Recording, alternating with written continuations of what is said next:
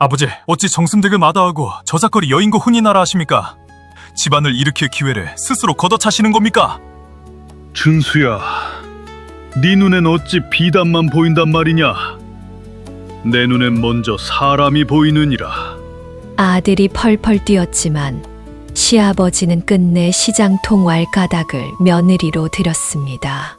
온 고을이 미쳤다 비웃었던 이 선택이었지만 훗날 이 왈가닥 며느리가 온 고을을 발칵 뒤집고 아들의 마음까지 사로잡는데요. 대체 아버지는 이 시장통 왈가닥 처녀에게서 무엇을 보았기에 기어이 며느리로 삼았을까요? 여러분이 주시는 구독과 좋아요는 야담객잔에 큰 힘이 됩니다. 자, 그럼 야담객잔 오늘 이야기 시작합니다.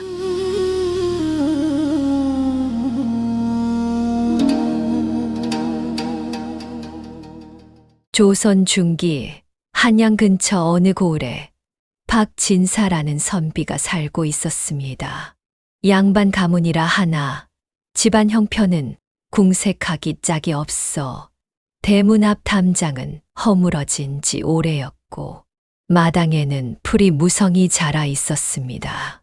그나마 오래된 행랑어멈 하나가 밥을 짓고 빨래를 해주니 끼니는 이었으나 선비 부자 둘이 글만 읽을 줄 알았지 살림이라곤 손을 놓고 사는 형편이었습니다. 집안 곳곳이 손 닿지 않은 채 삐걱거렸으나 그것을 챙길 사람이 이 집에는 없었지요. 허나 박진사의 눈만큼은 흐린 적이 없었습니다. 사람을 보는 눈, 그것 하나만큼은 이 고을 누구에게도 뒤지지 않는 사람이었지요. 그래도 이 집안에는 자랑거리 아들이 있었습니다.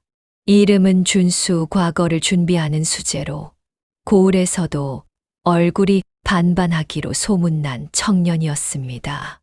집안은 비록 기울었으나 아들 하나만큼은 빼어났으니 실제로 혼담이 끊이질 않았습니다. 정승댁에서는 비단 보자기에 예물까지 얹어 혼담을 보내왔고 부잣집 양반가에서도 중매쟁이가 문턱이 닳도록 드나들며 준수를 사위로 삼겠다고 앞다투어 달려드는 형국이었지요. 그런데 박진사는 그 모든 혼담을 물리쳤습니다. 정승댁에 예물을 고이 싸서 돌려보냈고 부잣집 중매쟁이에게는 차 한 잔 대접한 뒤 정중히 돌려보냈습니다. 궁색한 살림에 저런 혼처를 마다하다니 박진사가 제정신이 아니라는 소문이 고을 안팎으로 파다하게 퍼지기 시작한 것입니다. 그도 그럴 것이 박진사에게는 이미 점찍어둔 며느리감이 있었습니다. 다름 아닌 한양 저작거리의 명물 왈가닥 소녀 홍이었습니다. 홍이는 보통 소녀가 아니었습니다. 어느 날은 엿을 씻고 어느 날은 떡을 씻고 또 어느 날은 소금을 씻고 작은 수레를 끌며 저작거리를 누볐습니다. 날마다 파는 물건이 달랐으니 그것은 시세의 흐름을 읽고 그날 가장 잘 팔릴 물건을 골라 신는 홍이만의 장사 감각 때문이었습니다. 그렇게 저작거리 구석구석을 돌아다니다 보니 온갖 일에 코를 들이미는 것 또한 자연스러운 일이었지요. 아저씨, 그 값이면 누가 사요? 저쪽 포목점에서 같은 배를 반값에 파는 거 내가 다 봤소. 이날도 홍이는 수레를 세워두고 덩치 큰 포목상 앞에 떡 버티고 서서 두 손을 허리에 올리고 있었습니다. 눈이 초롱초롱한 것이 겁이라곤 모르는 얼굴이었습니다. 포목상이 얼굴을 붉히며 언성을 높였으나 홍이는 눈 하나 깜짝하지 않았습니다. 어허, 이 계집애가 남의 장사에 끼어드는 게 아니라 바로잡는 거예요. 이 아줌마가 길쌈 석 달해서 번 돈인데 아저씨가 바가지를 씌우면 그게 장사예요? 주변 사람들이 웅성거리기 시작했습니다. 홍이의 말이 틀린 것이 아니었기에 포목상은 결국 값을 깎아줄 수밖에 없었고 길쌈 안악은 연신 고맙다며 홍이의 손을 붙잡았습니다. 허나 사람들은 홍이의 재주를 인정하면서도 혀를 찼습니다. 저러고도 시집을 가겠느냐. 여자가 천방지축이면 팔자가 사나운 법이요. 홍이는 그런 말에 아랑곳하지 않았습니다. 코를 한번 실쭉하고는 수레를 끌고 다음 장사판으로 향하는 것이 홍이의 일상이었지요. 박진사가 홍이를 처음 눈여겨본 것은 석 달 전이었습니다.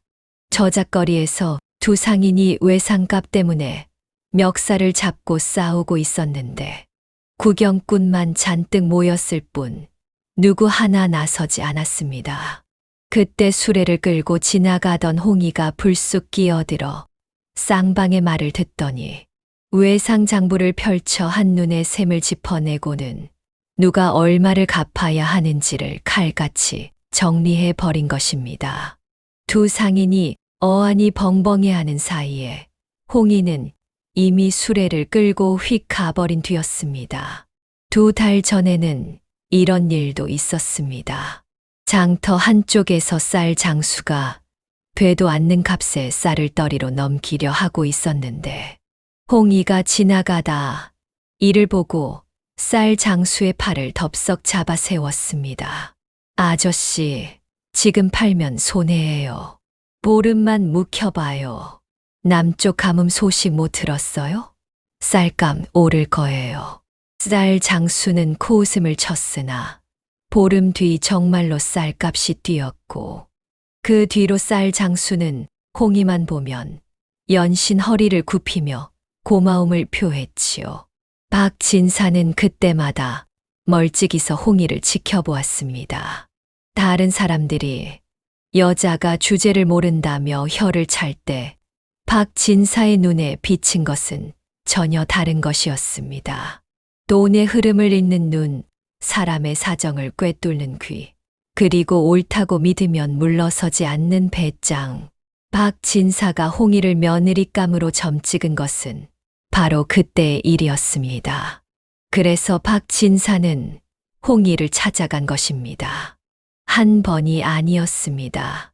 2번, 3번 찾아갈 때마다 홍이의 대답은 한결같았습니다. 어르신, 감사하지만 저는 안 돼요. 저 같은 게 뭐라고 양반집에 시집을 가요. 말도 안 되니 그만 돌아가세요.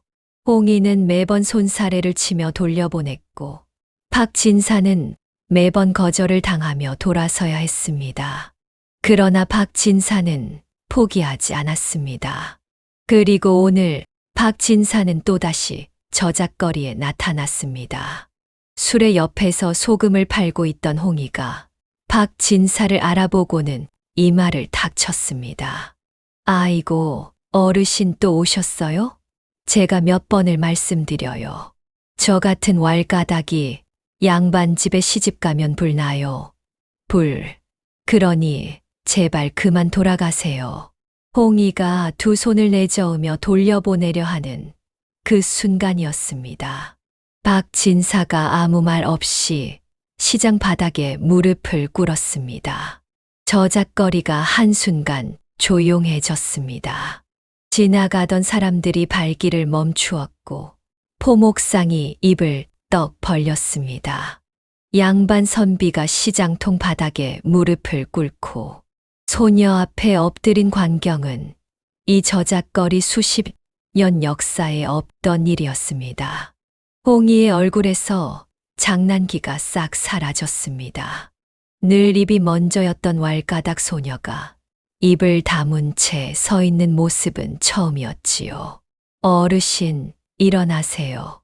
이러시면 안 돼요. 홍이가 다급히 박진사의 팔을 잡아 일으키려 했으나 박진사는 꿈쩍도 하지 않았습니다. 어르신 정말 괜찮으시겠어요? 보시다시피 저는 시장통에 굴러먹는 왈가닥이에요. 알고 있다.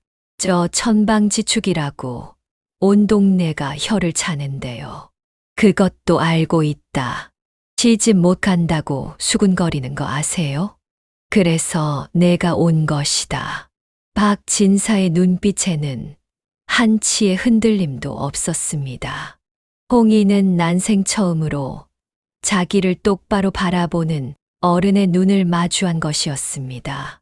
혀를 차는 눈도 기특해 하면서도 걱정하는 눈도 아닌 오직 사람 그 자체를 들여다보는 눈이었지요. 홍이의 입술이 미세하게 떨렸습니다. 왈가닥 소녀의 눈가가 붉어진 것을 본 사람은 박진사뿐이었습니다. 이 소식은 바람보다 빠르게 고을에 퍼졌습니다. 박진사가 미쳤다. 정승댁 딸을 마다하고 시장통 왈가닥을 며느리로 삼겠다고. 그것도 모자라 시장 바닥에서 무릎까지 꿇었다더라. 고을 어기 주막에서부터 양반네 사랑방까지 입방아를 찢지 않는 곳이 없었습니다. 그중 가장 크게 반발한 사람은 다름 아닌 아들 준수였습니다. 준수가 아버지 앞에 무릎을 꿇고 이마를 바닥에 대며 소리쳤습니다. 아버지, 어찌 정승댁을 마다하고 저작거리 왈가닥을 데려오십니까? 집안을 일으킬 기회를 스스로 걷어차시는 겁니까? 박진사는 아들의 울분을 가만히 들었습니다. 한참을 그리 듣고 있다가 천천히 입을 열었습니다. 내 눈에는 비단이 보이더냐? 내 눈에는 사람이 보인다. 그 한마디에 준수의 입이 멈추었습니다. 반박할 말을 찾으려 했으나 아버지의 눈빛이 너무나 단단하여 더 이상 말이 나오지 않았습니다. 고개는 숙였으나 마음까지 숙인 것은 아닌 것. 준수의 눈에는 여전히 불복의 빛이 남아 있었습니다. 박진사라고 그것을 모를 리 없었습니다. 그러나 아들의 어깨를 한번 다독이고는 조용히 자리에서 일어났을 뿐이었습니다. 두고 보거라. 내가 그 아이를 알게 되는 날이 반드시 올 것이다. 박진사는 마당에 서서 허물어진 담장 너머로 지는 해를 바라보았습니다. 입가에 희미한 미소가 번지고 있었지요. 혼례가 치러졌습니다. 고을에서는 여전히 박진사가 미쳤다는 말이 돌았으나 박진사는 개의치 않았습니다. 혼례상 앞에 나란히 선 준수와 홍이의 모습은 누가 보아도 어울리지 않는 한 쌍이었습니다. 준수는 입을 꾹 다문 채 한마디도 하지 않았고 홍이는 그런 준수를 힐끔 보더니 피식 웃음을 흘렸습니다. 첫날 밤이었습니다. 방 안에 촛불 하나가 흔들리고 있었습니다. 준수는 들어오자마자 홍이에게 등을 돌리고 앉았습니다. 벽을 향해 꼿꼿이 앉은 등짝이 말하지 않아도 모든 것을 말하고 있었습니다.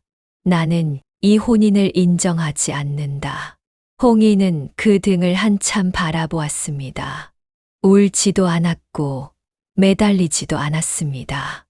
한참을 그리 보다가 입꼬리를 살짝 올리며 입을 열었습니다. 서방님, 싫으시면 그러고 계세요. 준수의 어깨가 미세하게 움찔했습니다.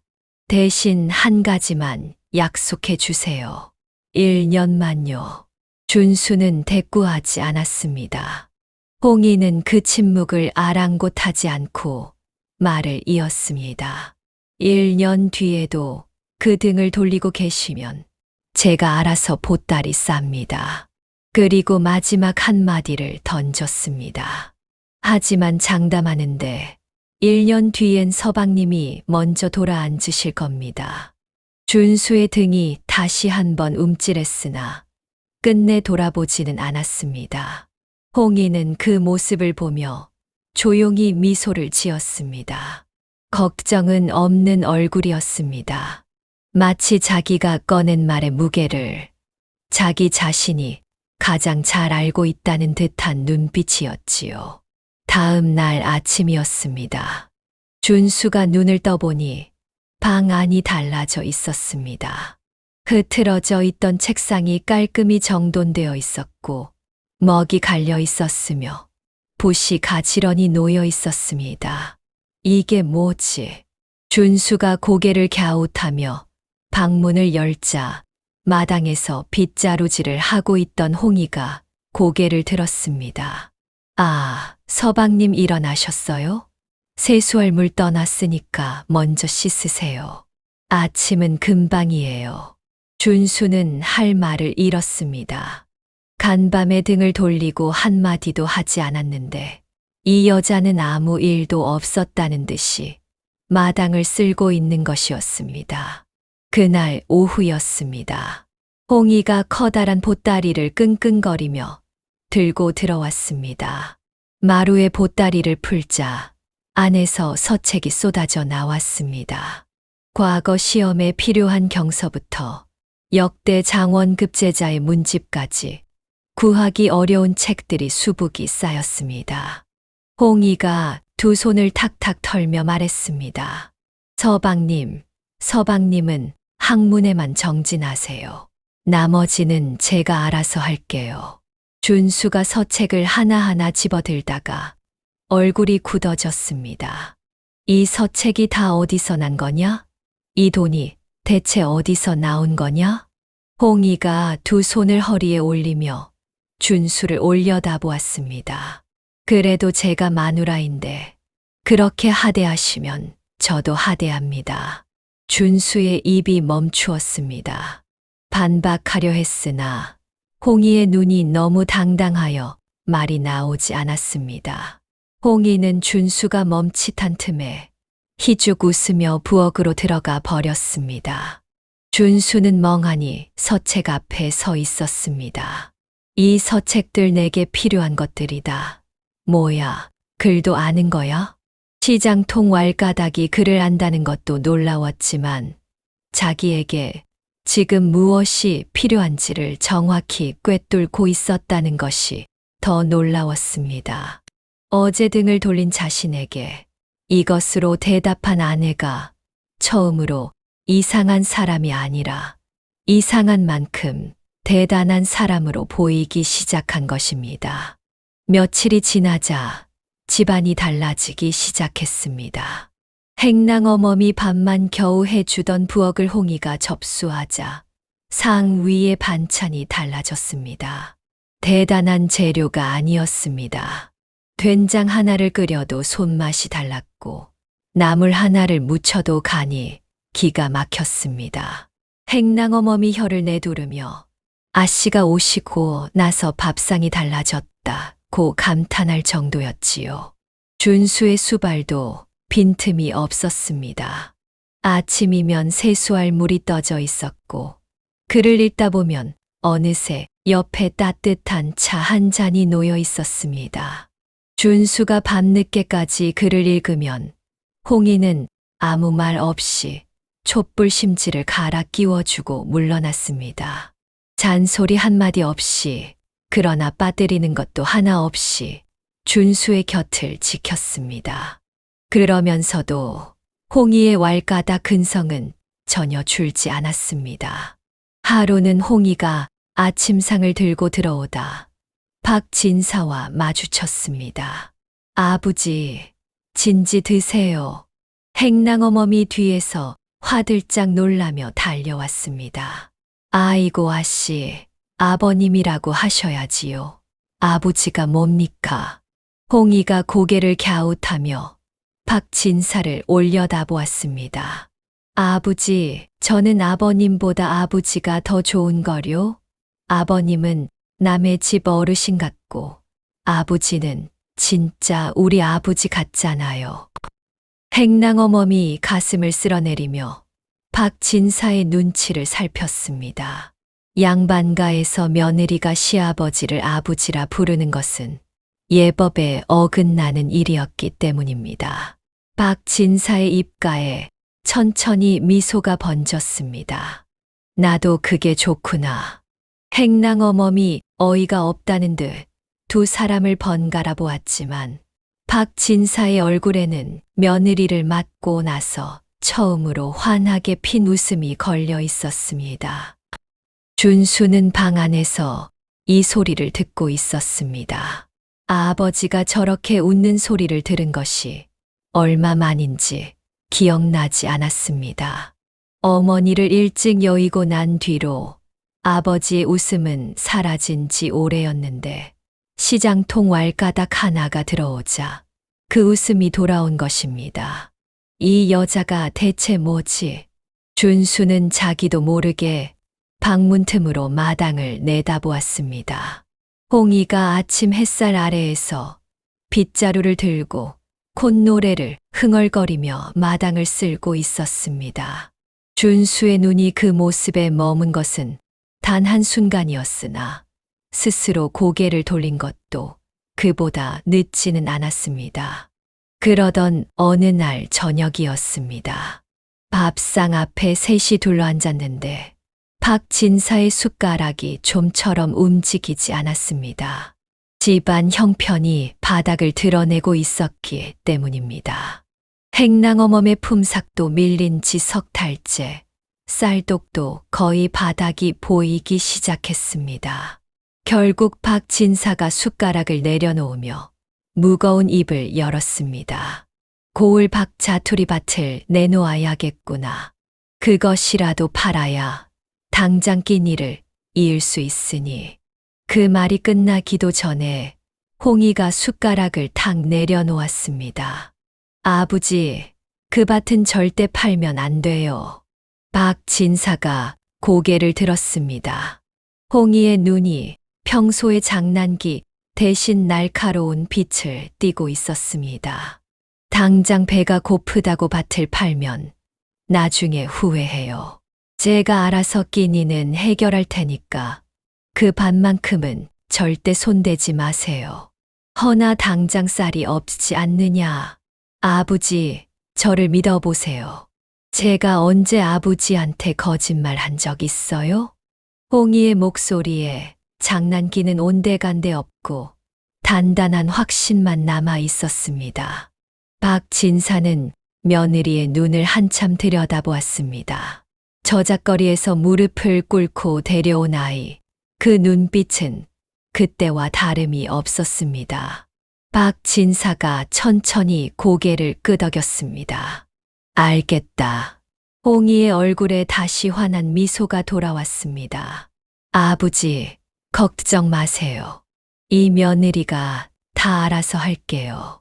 준수는 밥상 건너편에서 이 모습을 가만히 지켜보고 있었습니다.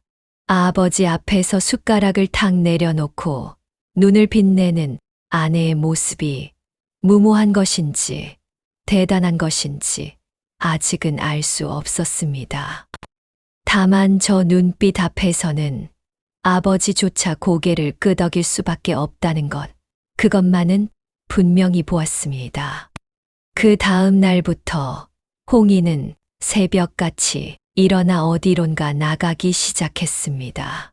저작거리 장사판에서 닦아놓은 인맥을 하나하나 풀며 당장의 끼니를 해결할 방법을 찾아 나선 것입니다. 준수는 새벽빛도 채 뜨지 않은 시각에 대문을 나서는 아내의 뒷모습을 방 안에서 바라보았습니다. 작은 수레를 끌고 어둠 속으로 사라지는 그 등이 첫날 밤 자기가 돌렸던 등과는 너무나 다른 의미로 다가왔습니다. 이 사람이 우리 집을 지키려 하고 있구나. 준수의 가슴 한쪽이 알 수 없는 것으로 채워지기 시작했습니다. 그것이 미안함인지 고마움인지 아니면 그 너머의 무엇인지 준수 자신도 아직은 몰랐습니다. 다만 그날 아침 홍이가 돌아와 차려준 아침상 앞에서 준수는 난생 처음으로 아내의 얼굴을 제대로 바라보았습니다. 홍이가 눈을 둥그렇게 뜨며 물었습니다. 서방님, 왜 그렇게 쳐다봐요? 얼굴에 뭐 묻었어요? 준수는 황급히 고개를 돌렸습니다. 귀 끝이 붉어진 것을 홍이가 보았는지 못 보았는지 홍이는 그저 히히 웃고는 부엌으로 들어가 버렸습니다. 박진사만이 먼 발치서 두 사람의 모습을 지켜보며 조용히 수염을 쓸어내렸습니다. 그 입가에는 어제보다 조금 더 깊은 미소가 걸려 있었지요. 홍이가 새벽마다 수레를 끌고 나간 것은 헛된 일이 아니었습니다. 저작거리에서 닦아놓은 인맥이 하나둘 빛을 발하기 시작한 것입니다. 이쪽 가게에서 남는 콩을 싸게 받아 저쪽 주막에 넘기고 포구에서 떨이로 나온 미역을 사다가 장터에 되파는 시기였습니다. 남들이 거들떠보지 않는 자잘한 틈새를 홍이는 귀신같이 찾아냈고 한 푼, 두 푼 모은 돈으로 쌀독을 채우기 시작했습니다. 행랑어멈에 밀린 품삯도 홍이가 해결했습니다. 행랑어멈이 아씨, 이거 어디서 난 돈이에요? 하고 물으면 홍이는 언제나 같은 대답이었습니다. 어멈, 그런 건 신경 쓰지 마세요. 일한 만큼 받는 게 당연한 거예요. 당장의 끼니가 해결되자 홍이의 눈은 이미 다음을 향하고 있었습니다. 가을이 왔습니다. 홍이는 팔지 않고 지켜둔 밭으로 나가 보리씨를 뿌리기 시작했습니다. 밭이니 보리를 심는 것은 당연한 일이었으나 홍이의 셈은 한 수 더 깊었습니다. 보리는 수확이 많고 봄에 거두면 그 돈으로 다음 장사 밑천을 마련할 수 있기 때문이었습니다. 박진사가 밭에 나와 보리씨를 뿌리는 홍이를 바라보며 물었습니다. 보리를 심는 거냐? 아버지, 보리는 수확이 많잖아요. 봄에 거두면 그걸로 장사 밑천을 만들 수 있어요. 홍이가 흙투성이가 된 손을 탁탁 털며 씩씩하게 웃었습니다. 박진사는 그 모습을 바라보며 조용히 고개를 끄덕였습니다. 겨울이 지나고 봄이 왔습니다. 5월 밭에 심은 보리가 탐스럽게 익어갔습니다. 홍이는 보리를 거두며 장사 밑천을 마련할 궁리에 한창이었습니다. 그런데 이 무렵 저작거리의 뜻밖의 소식이 돌기 시작했습니다. 남쪽 지방에 가뭄이 심하게 들었다는 것이었습니다. 쌀값이 하루가 다르게 치솟기 시작했고 쌀을 구하지 못한 사람들이 보리를 찾아 헤매기 시작했습니다. 보리값이 덩달아 뛰어오른 것입니다. 홍이의 눈이 번쩍 빛났습니다. 그날 저녁 홍이가 보리를 팔아번 돈을 품에서 꺼내 박진사 앞에 내려놓았습니다. 밭 한 떼기에서 나온 돈이라고는 믿기 어려울 만큼 적지 않은 돈이었습니다. 홍이가 활짝 웃으며 말했습니다. 그 봐요, 아버지. 밭을 가지고 있길 잘했지요? 박진사가 피식 웃으며 고개를 끄덕였습니다. 아버지, 이 돈 어디에 쓰면 좋을까요? 제 생각에는 이걸로 배 장사를 시작하면 돈을 더 불릴 수 있을 것 같은데 아버지 생각은 어떠세요? 박진사는 며느리가 내려놓은 돈을 한참 바라보았습니다. 돈이 아니라 며느리의 마음을 보고 있는 것이었습니다. 이 돈을 자기가 챙길 수도 있었을 것입니다. 시장통에서 굴러먹던 아이가 제 돈을 제 주머니에 넣는다 해도 누가 뭐라 하겠습니까? 허나 홍이는 한 푼도 감추지 않고 시아버지 앞에 내놓으며 의논을 구한 것입니다. 박진사는 더 이상 말을 잇지 못하고 고개를 돌렸습니다. 눈시울이 젖은 것을 감추려는 듯 손으로 눈가를 쓸었습니다. 내가 번 돈이니 내가 알아서 하거라. 아버지, 이건 제 돈이 아니에요. 우리 집안 돈이에요. 그 한마디에 박진사는 한참을 말없이 며느리를 바라보다가 천천히 고개를 끄덕였습니다. 준수는 방 안에서 이 장면을 지켜보고 있었습니다. 아내가 돈을 내려놓는 손이 아니라 우리 집안 돈이에요. 라고 말할 때의 눈빛이 가슴에 꽂혔습니다. 뜨거운 것이 목 안쪽을 타고 올라오는 것을 준수는 꾹 눌러 삼켰습니다. 홍이는 그 돈으로 배 장사를 시작했습니다. 저작거리 시절부터 닦아놓은 인맥을 총동원하여 좋은 배를 싸게 사들이고 품질을 가리는 눈으로 골라 되파는 장사였습니다. 홍이의 배는 질이 좋기로 금세 소문이 났고 입소문을 타고 장사가 불어나기 시작했습니다. 그런데 문제가 생겼습니다. 양반집 며느리가 장사를 한다고 체면도 모르는 것이 시장통 출신이 어디 가겠느냐. 고을 사람들의 수군거림이야 홍이에게는 바람 소리에 불과했습니다.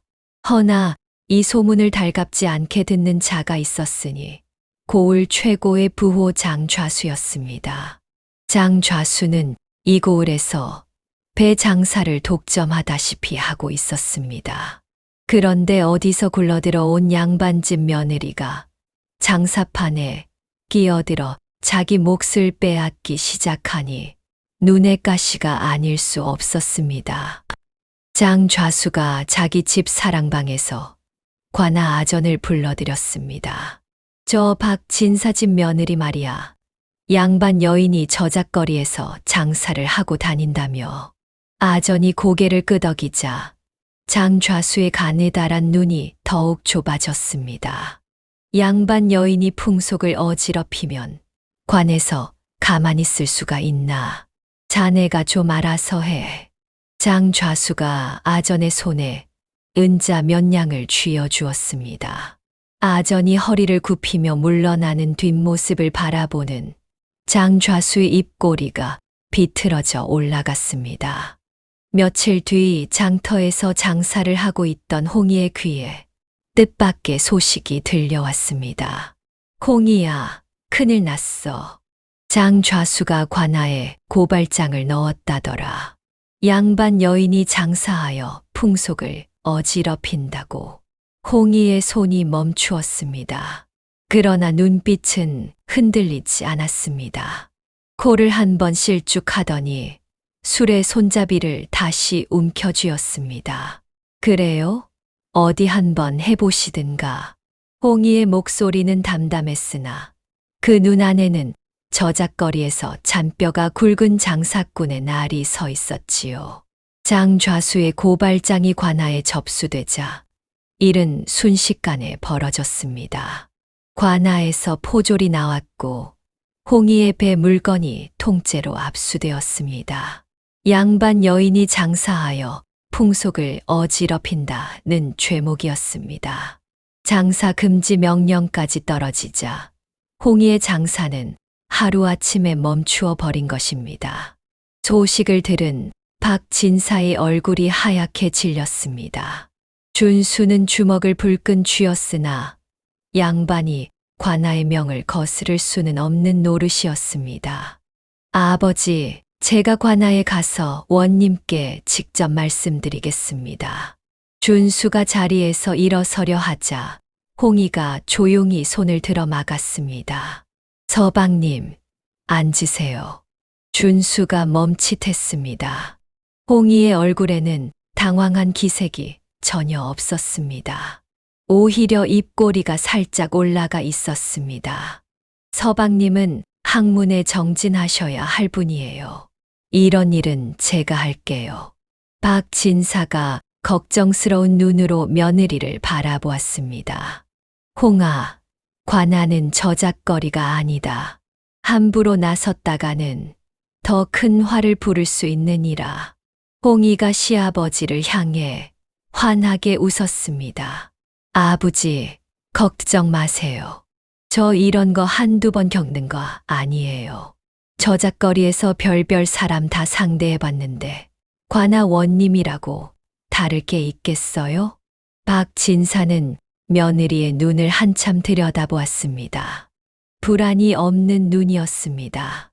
저작거리에서 무릎을 꿇었을 때 보았던 그 눈빛, 밭을 팔지 말라며 숟가락을 내려놓았을 때의 그 눈빛이 다시 거기에 있었습니다. 알겠다. 허나 조심해야 한다. 아버지, 이 며느리 믿어보세요. 홍이는 그 길로 온매무새를 단정히 하고 관아로 향했습니다. 관아 마당에 들어선 홍이를 본 아전들이 수군거렸습니다.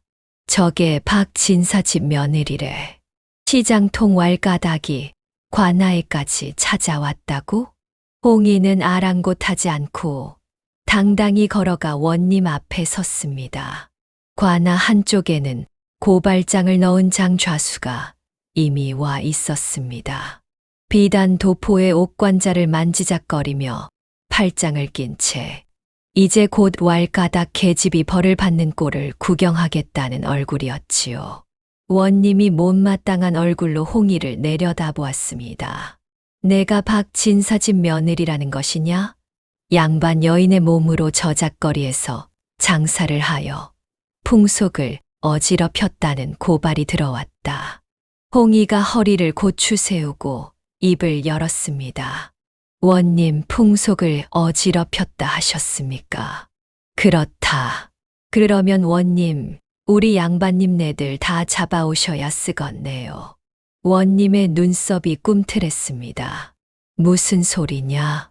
양반님들이 저작거리에 장판을 펼치지 않을 뿐이지 그 넓은 땅에서 나온 곡식을 사고 팔지 않습니까? 곡식 팔아 비단 사고 비단 팔아 땅 사는 게 장사가 아니면 뭡니까?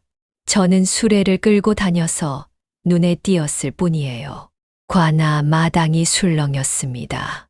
구경 나온 백성들 사이에서 고개를 끄덕이는 자들이 보였습니다. 장좌수의 여유롭던 얼굴이 처음으로 살짝 굳었지요. 원님이 입을 열려는 순간 홍이가 한 발 앞으로 나서며 말을 이었습니다.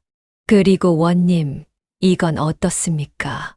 홍이가 품 안에서 종이 묶음을 꺼내 원님 앞에 내밀었습니다. 장좌수가 고을 백성들에게 높은 이자로 돈을 빌려주고 갚지 못하면 논밭을 빼앗은 기록입니다. 장사하며 돌아다니다 보니 억울한 사람들을 만났고 그때마다 하나하나 적어 모았습니다. 원님이 종이 묶음을 받아 펼쳤습니다. 한 장 한 장 넘길수록 미간이 좁아졌습니다. 누가 언제 얼마를 빌렸고 이자가 얼마이며 어떤 땅이 넘어갔는지가 날짜와 이름까지 빼곡히 적혀 있었습니다. 피해를 입은 집이 한둘이 아니었습니다. 17집의 논과 밭, 심지어 집까지 빼앗긴 기록이 낱낱이 담겨 있었지요. 원님이 종이에서 눈을 떼지 못한 채 물었습니다. 이것을 내가 혼자 모은 것이냐? 장사꾼은 돈이 어디서 오고 어디로 가는지를 아는 게 목숨이거든요. 홍이는 그 한마디만 툭 던지고 입을 다물었습니다. 그 짧은 말 안에 장좌수의 돈줄이 어떻게 흘러다녔는지를 꿰고 있다는 자신감이 담겨 있었지요. 원님이 맨 뒷장을 펼쳤을 때 분위기가 한 번 더 바뀌었습니다. 거기에는 장좌수가 이관아 아전에게 건넨 것들의 목록이 적혀 있었습니다. 은자 몇 냥, 비단 몇 필, 날짜까지 빠짐없이 적혀 있었지요. 백성들이 억울하다고 호소해도 번번이 묵살된 이유가 바로 그 한 장에 담겨 있었습니다. 아전의 다리가 눈에 띄게 떨렸습니다. 원님의 얼굴이 돌처럼 굳었습니다. 장좌수가 더 이상 여유를 부릴 수 없었습니다. 얼굴에서 혈색이 빠져나가더니 목소리를 높였습니다. 원님, 저 계집이 내놓은 것은 다 거짓입니다. 시장통에서 굴러먹던 것이 꾸며낸 것이지요. 홍이가 고개를 살짝 갸웃하며 받았습니다. 거짓말이요.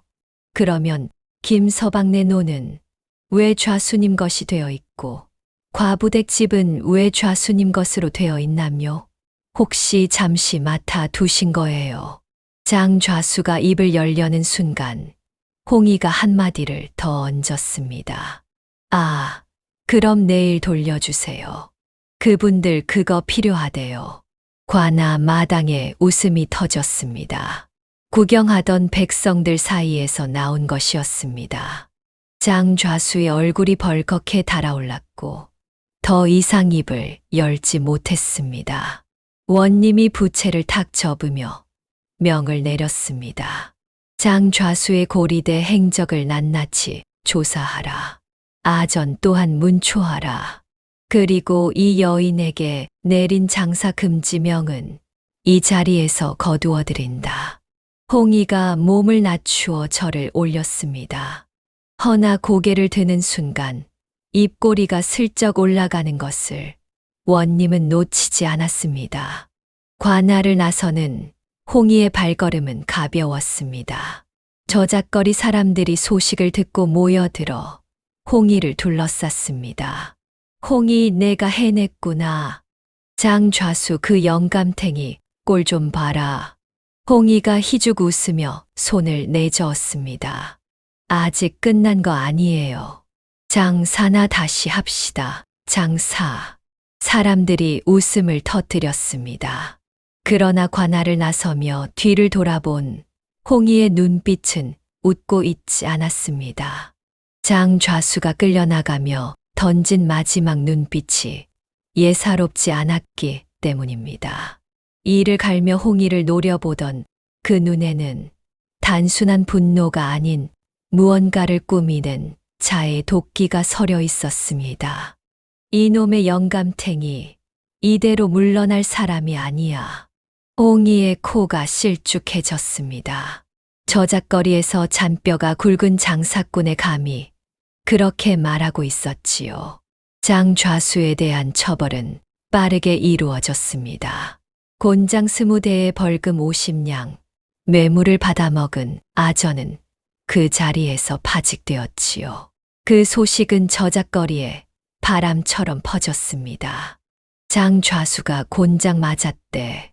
아전도 쫓겨났다더라.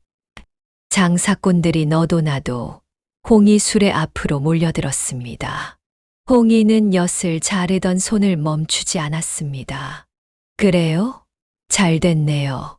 시큰둥한 대답에 사람들이 고개를 갸웃거렸으나 홍이의 눈은 이미 다른 곳을 보고 있었습니다.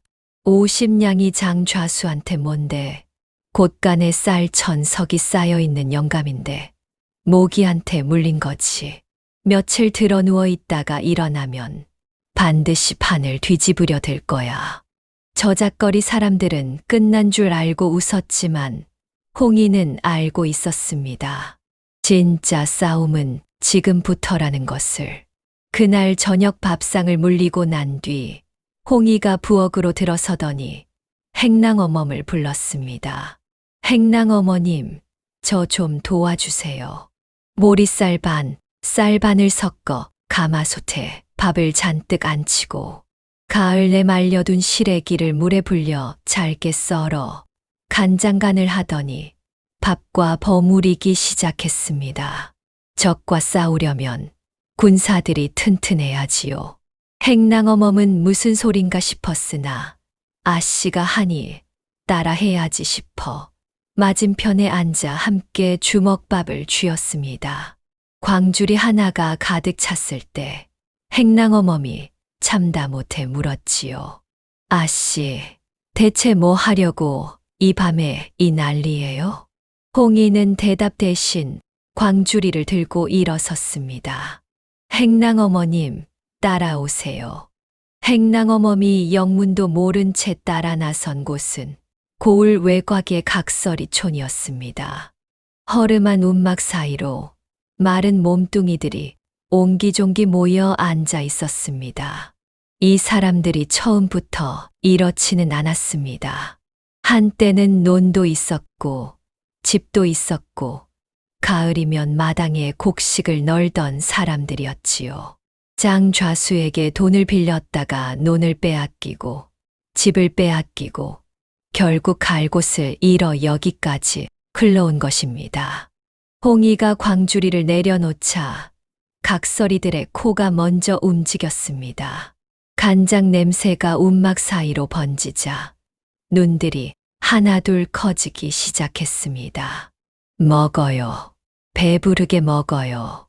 주먹밥이 손에서 손으로 건너갔습니다. 허겁지겁 입에 쑤셔 넣느니 한 입 빼어 물고 눈시울이 붉어지는 이 아이에게 먼저 쥐어주느니 빌어먹지 않고 밥을 먹는 게 얼마만인지 모를 사람들이었습니다. 누군가가 해준 밥을 구걸이 아니라 그냥 내밀어준 밥을 먹는다는 것이 이 사람들에게는 그것만으로도 목이 매는 일이었지요. 홍이는 그 모습을 말없이 지켜보았습니다. 저작거리에서 장사할 때 이 사람들의 사연을 하나하나 들어왔기에 저 얼굴들이 낯설지 않았습니다. 떡 사러 왔다가 돈이 없어 돌아서던 아낙, 엿 하나 사달라고 매달리던 아이의 아비, 소금 외상을 갚겠다며 고개를 숙이던 노인, 그 사람들이 전부 여기 모여 있었습니다. 홍이가 왕초 앞에 쪼그려 앉았습니다. 왕초님, 부탁이 하나 있어요. 주먹밥을 우적우적 씹던 왕초의 눈이 날카로워졌습니다. 오래 굶은 사람은 공짜 밥의 무게를 압니다. 밥 한 덩이 뒤에 반드시 무언가가 따라온다는 것을 이 사내는 뼈로 알고 있었지요. 해줄 테냐 말 테냐는 듣고 정하겠소. 말해 보시오. 장좌수 그놈 아시죠? 곤장 맞고 누워있는데 며칠 뒤면 반드시 움직여요. 그놈이 일어나는 날부터 절대 놓치지 말고 따라붙어 주세요. 왕초가 주먹밥을 삼키며 물었습니다. 미행하라는 겁니까? 미행이 아니에요. 당당하게 따라다니세요. 그리고 그놈이 어딜 가든 도착지에서 타령을 불러주세요. 각설이들 사이에서 웅성거림이 일었습니다. 장좌수라는 이름 석자에 움막 안의 공기가 달라졌습니다. 그 이름은 이 사람들에게 논밭을 빼앗아간 이름이었고, 집을 빼앗아간 이름이었고, 삶을 빼앗아간 이름이었지요. 홍이가 자리에서 일어나며 말을 이었습니다. 일을 도와주시면 한 달을 먹고 지낼 쌀을 대줄게요.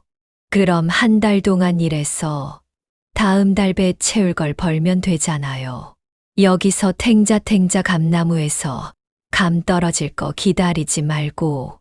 왕초의 눈빛이 달라졌습니다. 이 여자는 불쌍하다고 적선하러 온 것이 아니었습니다. 밥을 주되 공짜로 주지 않고 일어서라 하되 업어주지 않는 왕초는 오랜만에 사람 눈을 똑바로 바라보았습니다. 좋소. 해보겠소. 며칠 뒤 장좌수가 볼기짝에 상처를 부여잡고 집을 나서는 순간 골목 어귀에 각설이 셋이 서 있었습니다. 장좌수가 걸으면 각설이들도 걸었고 장좌수가 멈추면 각설이들도 멈추었습니다. 이놈들 꺼져. 소리를 질러봐야 꿈쩍도 하지 않았습니다. 수화를 시켜 쫓아내면 그 자리에 더 많은 각설이가 나타났습니다. 거지 근성이란 게 그런 것이었지요. 맞아도 오고 쫓겨나도 오고 잃을 것이 없는 사람은 두려울 것도 없었습니다. 장좌수가 누굴 만나러 가면 그 대문 앞에서 타령이 울려 퍼졌습니다. 얼씨구나 절씨구 좌수 날이 행차시네. 온 동네가 장좌수의 동선을 알게 되었습니다. 비밀 거래도 은밀한 만남도 불가능해졌지요. 결국 장좌수가 터졌습니다. 대체 내 놈들이 원하는 게 뭐냐? 각설이들이 서로 얼굴을 보며 희죽거렸습니다. 진짜 홍이 아씨 말대로 원하는 게 뭐냐고 묻네? 왕초가 앞으로 나서며 허리를 굽혔습니다. 제가 이래 봬도 힘 좀 씁니다. 짐도 날라드리지요. 옆에 서 있던 각설이가 손바닥을 펴 보이며 거들었습니다. 저는 이래 봐도 손이 잽니다. 뭐든 시켜만 주십시오. 상만 좀 쳐주시면 되지요. 장좌수의 얼굴이 일그러졌습니다. 이 각설이들이 누구인지 장좌수는 기억하지 못했습니다. 자기가 논을 빼앗고 집을 빼앗고 삶을 무너뜨린 사람들이라는 것을. 그러나 각설이들은 기억하고 있었습니다. 원수 앞에서 고개를 숙이고 이를 구하는 것이 치가 떨리는 일이었으나 이가 갈리는 만큼 주먹을 꽉 쥐고 참았습니다. 홍이가 시킨 대로 버티는 것이었지요. 장좌수는 어쩔 수 없이 일을 주었습니다. 품삭새의 점심까지 먹여야 했으니 배알이 꼴렸으나 따라다니며 타령 부르는 것보다는 나았습니다.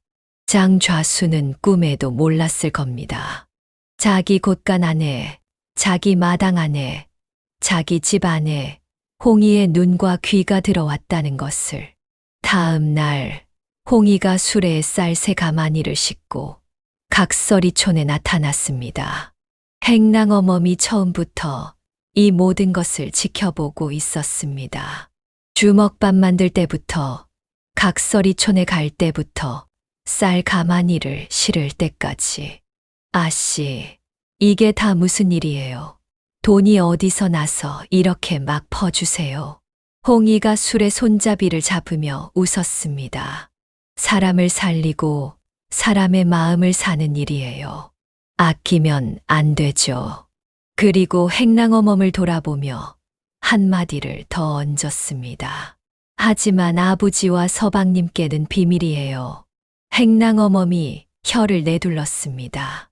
이 며느리가 사람인지 도깨비인지 따라가려 해도 도무지 끝이 보이지 않았지요.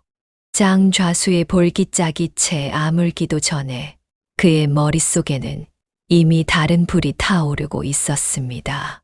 곤장 20대와 50냥. 그에게는 모기한테 물린 것보다 못한 벌이었지만 관아 마당에서 왈가닥 계집에게 무릎 꿇은 그 수치만은 뼈에 새겨졌습니다. 이대로 끝날 리가 없지. 장좌수가 이를 갈며 방 안을 서성이는 동안 밖에서는 각설이들이 여전히 대문 앞을 어슬렁거리고 있었습니다. 쫓아내면 더 늘어나고 패면 울며 불며 더 큰 소리로 타령을 불러대는 놈들. 급기야 귀찮아서 일을 시켰더니 이 놈들이 곳간을 드나들고 마당을 쓸고 부엌에서 짐을 나르며 집 안 구석구석을 활보하고 있었습니다. 장좌수의 눈에 그들은 벌레만도 못한 것들이었습니다. 하지만 벌레도 때로 달려들면 성가시다는 것, 그는 뼈저리게 배우고 있었습니다. 며칠을 궁리한 끝에 장좌수가 수하 둘을 불러들였습니다. 방문이 닫히고 촛불 하나만 켜진 어둑한 방 안에서 낮은 목소리가 새어나왔습니다. 각설이촌에 불을 놓아라. 수하들의 얼굴이 굳었습니다. 불을 놓으라니 그것도 사람이 사는 곳에 움막이 다닥다닥 붙어 있으니 하나만 붙이면 다 번진다.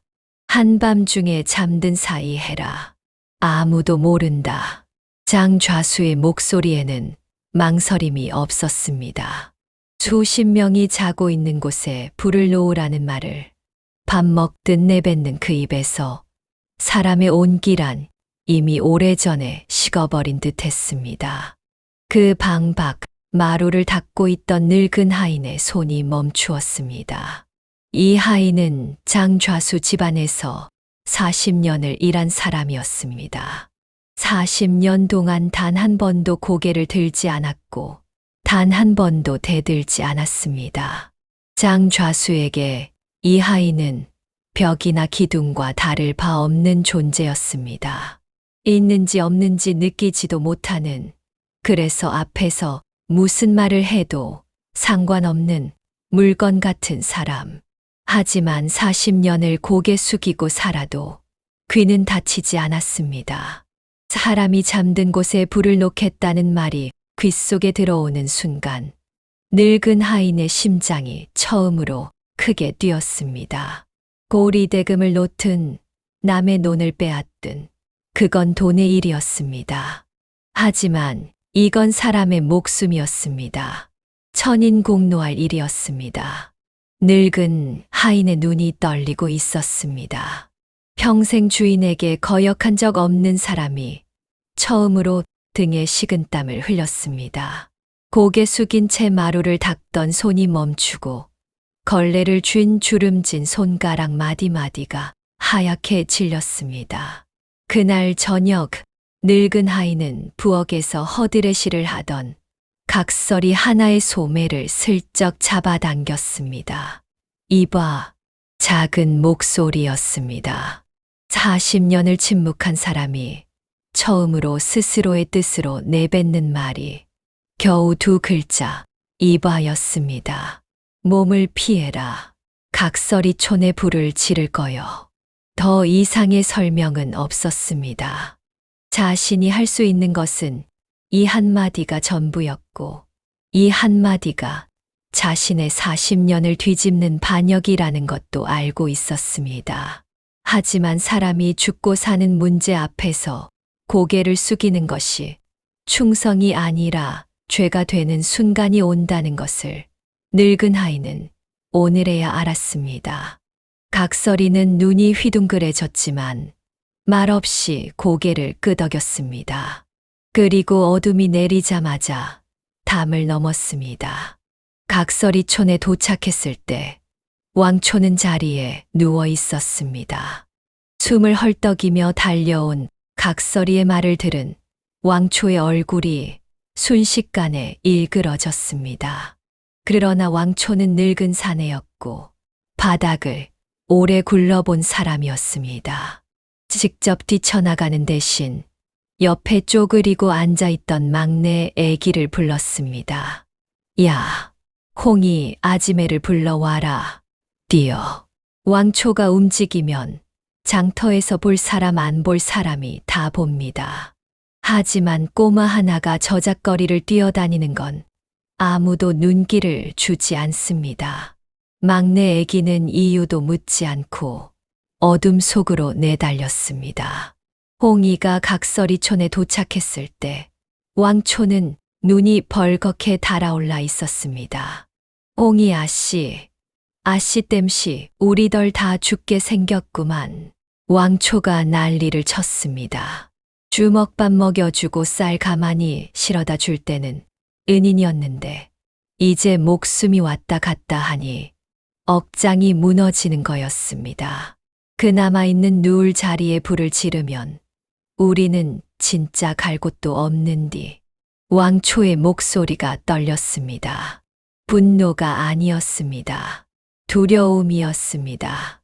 땅 빼앗기고 집 빼앗기고 체면 빼앗기고 사람 구실까지 빼앗기고도 그나마 움막 바닥에 등을 대고 누울 수 있다는 것 하나로 버텨온 사람들이었습니다. 그것마저 타버리면 진짜 아무것도 남지 않는 것입니다. 홍이는 한동안 말이 없었습니다. 왕초의 떨리는 눈을 들여다보고 있었습니다.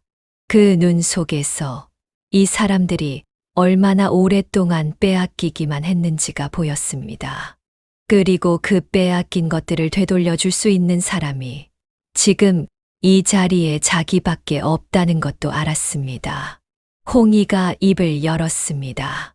걱정하지 말고 다들 모여 촌 중앙에 떡 버티고 서 있으란 말이오.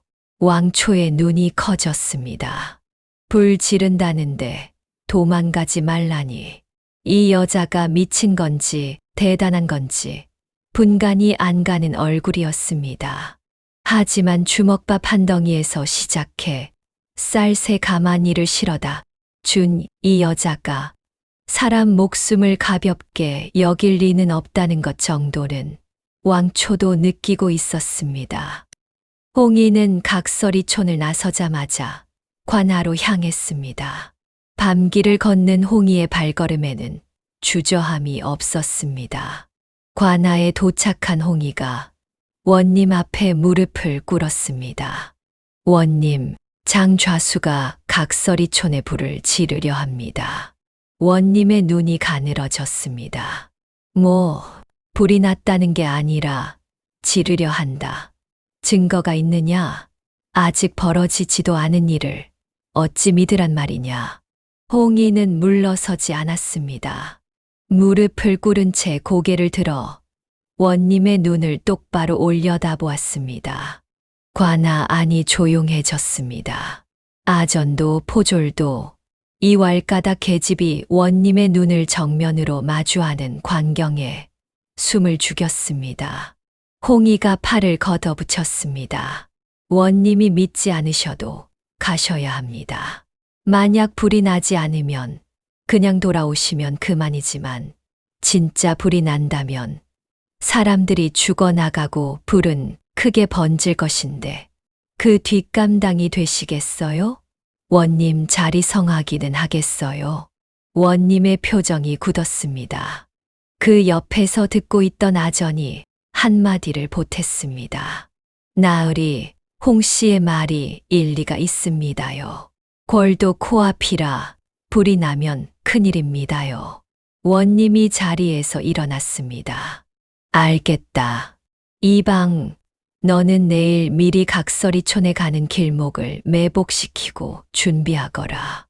다음 날 관아의 포졸들이 각설이촌으로 향하는 길목 곳곳에 매복했습니다. 각설이촌 주변에는 그물처럼 포위망이 깔렸습니다. 홍이의 말대로 장좌수가 각설이촌에 발을 들이는 순간 덮치기 위한 판이 짜인 것이었습니다. 그날 밤 해가 지고 어둠이 내려앉을 무렵 장좌수의 수하 둘이 먼저 각설이촌 어귀에 나타났습니다. 뒤이어 장좌수가 어둠을 등지고 모습을 드러냈습니다.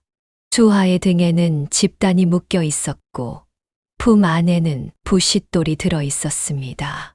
발걸음을 죽이며 움막 사이로 스며드는 그림자 셋. 잠든 각설이촌 위로 기름 냄새가 스멀스멀 번지고 있었습니다. 그때 어둠 속에서 포졸들이 일제히 튀어나왔습니다. 장좌수의 앞, 뒤, 좌우가 순식간에 막혔습니다. 수하 2명이 등에 집단을 내려놓고 부싯돌을 꺼내려는 순간 포졸들에게 팔이 꺾였습니다. 장좌수의 얼굴이 새하얘졌습니다. 하지만 이 늙은 여우는 순간에도 입을 놀릴 줄 알았습니다. 이게 무슨 짓이오? 나는 각설이들이 내 식솔이라 어찌 지내나 보러 온 것이오. 원님이 걸어 나왔습니다. 식솔을 보러 오면서 수하 등의 집단을 지고 부싯돌까지 품고 온단 말이냐? 장좌수의 입이 벌어졌다 닫혔습니다. 말이 막혀버린 것이었습니다. 그때 사람들 사이를 비집고 한 사람이 앞으로 나왔습니다. 허리가 굽고 머리가 허옇고 옷깃이 낡아해진 늙은 하인이었습니다. 거짓입니다. 각설이촌 오늘 밤 불태우려는 계획을 다 들었구만요. 장좌수의 고개가 돌아갔습니다. 늙은 하인이었습니다. 평생 한 번도 눈을 마주친 적 없는 그 하인이 지금 자기를 똑바로 올려다보고 있었습니다. 늙은 하인이 품에서 구겨진 종이 한 장을 꺼냈습니다. 장좌수가 그린 각설이촌 그림이었습니다. 움막의 위치가 표시되어 있었고 어디에서 불을 놓을지 먹으로 동그라미가 쳐져 있었습니다. 바람이 부는 방향까지 화살표로 그려 넣은 살인의 계획도였습니다. 장좌수의 다리에서 힘이 빠졌습니다. 입술이 파르르 떨렸지만 말이 나오지 않았습니다. 원님이 입을 열었습니다. 장좌수 살인 교사죄로 하옥한다. 재산을 몰수하고 이 고을에서의 추방을 명한다. 포졸들이 장좌수의 양팔을 잡아 끌었습니다. 고운 비단 두루마기의 소매가 흙바닥에 질질 끌렸습니다. 각설이들이 하나둘 움막에서 나와 소리 없이 그 모습을 지켜보았습니다. 아무도 환호하지 않았습니다. 홍이도 말이 없었습니다. 이 소식은 저작거리 골목골목을 타고 퍼져나갔습니다. 소문이란 게 그렇습니다. 처음에는 고을 부호가 잡혔다더라 하던 것이 입에서 입으로 옮겨질수록 이야기의 빛깔이 달라졌습니다. 내 학살을 막은 것이 관군도 아니고 장수도 아닌 가난한 선비집 세댁 하나였다는 것. 그 며느리가 각설이들을 먹이고 적의 안에 심고 관아까지 움직였다는 것. 이야기는 저작거리를 넘어 양반네 사랑방으로, 사랑방을 넘어 궐 안까지 흘러들었습니다. 임금은 신하의 보고를 끝까지 듣고 난 뒤에도 입을 열지 않았습니다. 어전에 늘어선 신하들이 고개를 숙인 채 임금의 말을 기다렸지만 돌아오는 것은 침묵뿐이었습니다. 임금의 손가락이 옥좌의 팔걸이를 천천히 두드리고 있었습니다. 똑, 똑, 똑. 그 소리만이 어전을 채우고 있었습니다. 이윽고 임금이 몸을 앞으로 기울였습니다. 여인의 몸으로 그 일을 해냈단 말이냐? 신하가 고개를 조아렸습니다. 그러하옵니다. 전하. 임금이 다시 등을 기대며 천장을 올려다보았습니다. 임금의 입꼬리가 미세하게 떨렸습니다. 웃음인지 탄식인지 알 수 없는 기운이 얼굴 위로 스쳤습니다. 그 얼굴을 보고 싶구나. 궐에서 내관이 내려왔습니다. 박진사댁 며느리 홍씨를 입궐시키라는 어명이었습니다. 고울이 발칵 뒤집혔습니다. 저작거리 장사치 며느리가 임금 앞에 선다는 소문에 온 동네가 술렁였습니다. 박진사는 대청마루에 앉아 한동안 말이 없었습니다.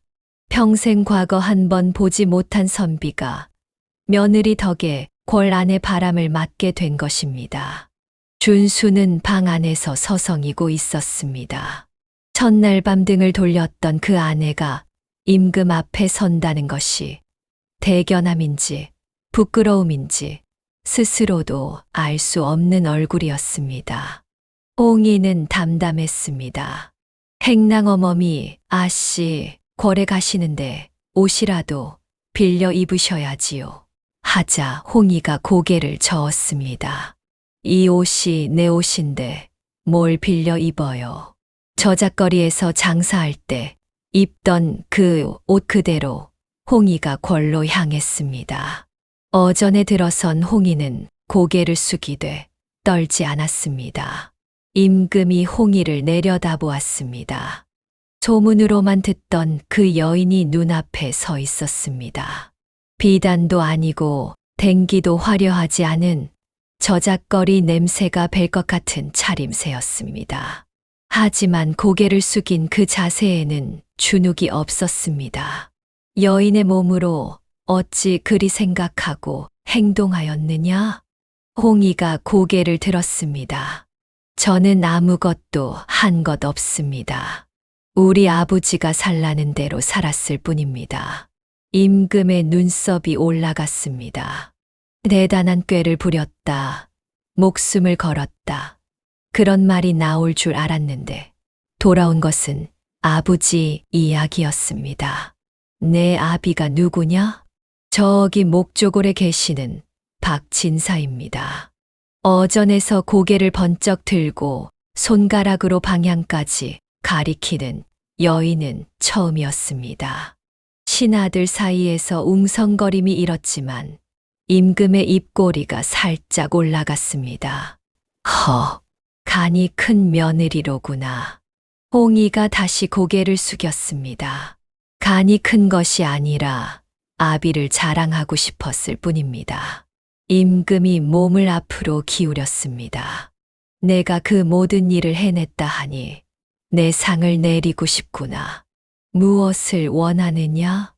홍이는 잠시 말이 없었습니다. 어전의 시선이 모두 홍이에게로 쏠렸습니다. 돈을 달라 할 것인지, 벼슬을 청할 것인지, 신하들이 궁금한 눈으로 지켜보고 있었습니다. 홍의가 입을 열었습니다. 전하, 한 가지만 여쭙겠습니다. 말해 보아라. 이 나라에 글 잘 읽는 선비는 깔려 있습니다. 하지만 백성을 걱정하고 나라를 걱정하는 선비들은 남촌에 묻혀 있습니다. 전하, 인재를 넓은 눈으로 봐주십시오. 임금의 표정이 변했습니다. 장사치 며느리의 입에서 나온 말이 어전의 공기를 바꿔놓았습니다. 신하들이 고개를 더 깊이 숙였습니다. 임금이 한동안 홍의를 내려다보았습니다. 그리고 천천히 입을 열었습니다. 내가 죄인이로구나. 어전이 얼어붙었습니다. 임금이 스스로를 죄인이라 한 것입니다. 내 말을 깊이 새기마. 성군이 되겠노라. 홍의가 깊이 절을 올렸습니다. 임금이 고개를 끄덕이며 신하를 돌아보았습니다. 오늘로 하교를 내린다. 앞으로 과거에서 시를 잘 짓고 글을 잘 쓰는 자보다 그래서 올곧은 성정이 보이는 자를 먼저 뽑도록 하라. 신하들이 일제히 엎드렸습니다. 성은이 망극하옵니다. 전하. 그해 가을 준수가 과거에 급제했습니다.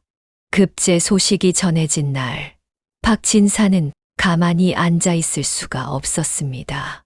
대청마루에서 마당으로, 마당에서 대문 밖으로 양반의 채통도 잊은 채 두 발이 저절로 나갔습니다. 홍의도 앞치마를 두른 채 뒤따라 나왔습니다. 아비와 며느리가 나란히 문 밖에 서서 아들이 올 길목을 바라보고 있었습니다. 해가 기울 무렵 길 끝에서 준수의 그림자가 보였습니다. 박진사의 눈가가 붉어졌습니다. 준수가 대문 앞에 섰습니다. 아버지와 아내가 나란히 서서 자기를 기다리고 있었습니다. 준수가 아버지 앞에 무릎을 꿇었습니다. 홍의를 바라보고 있었습니다. 첫날 밤 등을 돌렸던 그 눈이 지금은 홍의에게서 떠나지 못하고 있었습니다. 아버님, 감사합니다. 세상에서 제일 좋은 인연을 저에게 맺어주셨습니다.